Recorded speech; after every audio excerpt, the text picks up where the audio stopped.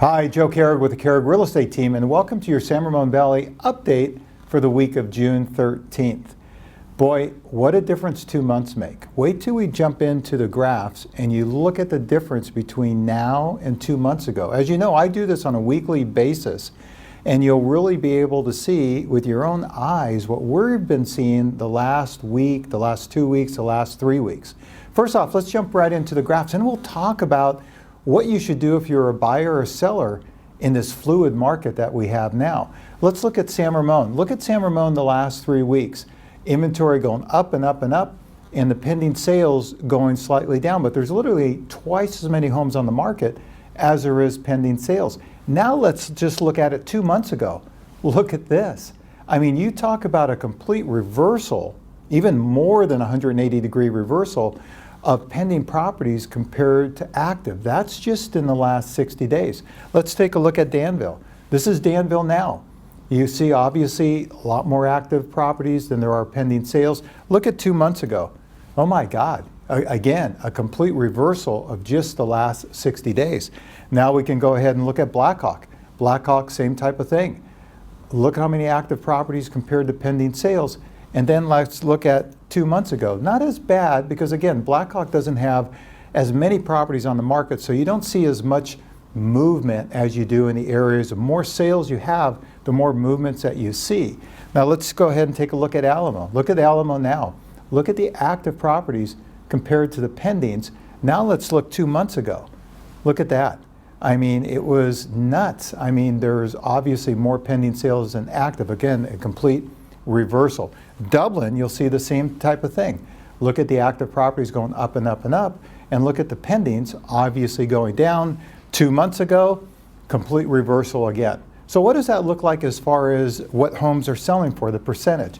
Well, take a look at this. You'll see that this week, in the last couple weeks, everything was between 105 and 110%. You go, hey, things are still selling for more than asking. But remember, when you're going based on closed properties, you're talking about 30 or 45 days ago when they went pending.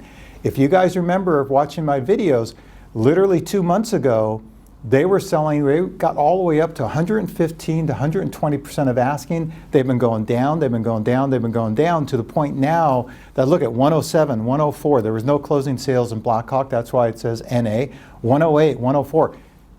You watch, a month from now, these will all be at 100%, or probably a little bit less, a little bit more, probably between 98 and 102%, as the market we're going through right now affects that. It still won't tell the whole picture, because we are seeing a ton of price reductions. Because we're seeing the price reductions because obviously if a home reduces by 200,000, then it sells for 100% of asking. That really is a 20%, still a 20% or a 10% decrease, but you're not seeing it in the percentages. So these percentages that you'll start to see actually aren't the true picture of what we're seeing going on with the market. So what do we do if we're a buyer and seller? Well, we're telling our sellers right now, and this is why you need a real estate professional. You know, I've been professionally selling for 44 years.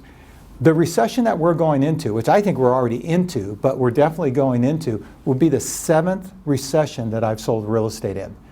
So you have to know how to deal with it. A lot of the agents that are selling properties now, they don't even know how to deal with what we're doing now. I mean, where you have to start sending updates, you have to analyze the market, because in this market where you have it trending down, it's so important you don't chase the market. Chasing the market is where the prices are here, then someone lowers, and then it sells, and then you lower, but then it goes down, and you're constantly chasing the market. If the market's here, what you have to do is you have to get here. You have to get ahead of the market to be able to sell. So here's what we're telling our sellers. Our sellers say, hey, should we wait? Well, this is my opinion right now. We have seen, not quite across the board, because San Ramon's been hit a lot harder than, like, say, Danville and Alamo. And the reason why is because those prices skyrocketed much faster. So the faster you go up, the faster you're going to fall. So you have a situation where in San Ramon, almost across the board, the market's already dropped 10%. Now in 2022, we've seen the market go up at least 20%. Well, we've already drawn back 10% of that. My prediction is by the end of the summer, it's going to draw back the other 10%. So the 20% appreciation in 2022 is going to be gone. It's going to all disappear. and then it will continue to disappear. So if we're talking to a seller, or if you're a seller yourself, here's what I want you to ask yourself. Okay, there's three things that can happen. The market's going to go up, it's going to go down, or it's going to stay the same. Yeah, what an expert after 44 years that I can come up with that. But here's the thing, there's not one person. I want someone to send me an article that says with one person thinking that the market's going to go up the next year. There's no one. So now you're left with two things. The market's either going to stay the same or it's going to go down another 10%. So as a seller, all right, well, here's my choices. The best case scenario is I wait a year and now I'm selling it for what I am now, or a 50% chance I wait a year and it's down another 10%. And you go, well, wait a minute, Joe, well, where do I go? Well, that's the greatest thing about this market if you're a seller. If you're selling now, you're taking a 10% hit. But now if you're a smart buyer after you sell in the next couple months, and I would be a buyer in this market because there's going to be some great opportunities. Yeah, you might sit there and someone might be desperate and you might have maybe gotten it for 5%, less if you waited 6 months. But again, the rate's going to be higher, more than offset that.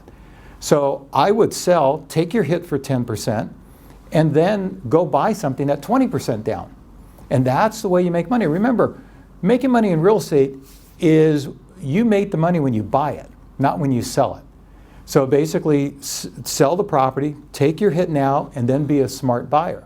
And if I was a buyer, I would do exactly what I'm talking about. Even if you don't have a property to sell, be a buyer in this market, but work with an agent that understands the market. Again, we can help you guide through all of this with my 44 years of experience. Again, I think I'm selling now through the 7th recession, but it will be official in a couple of months.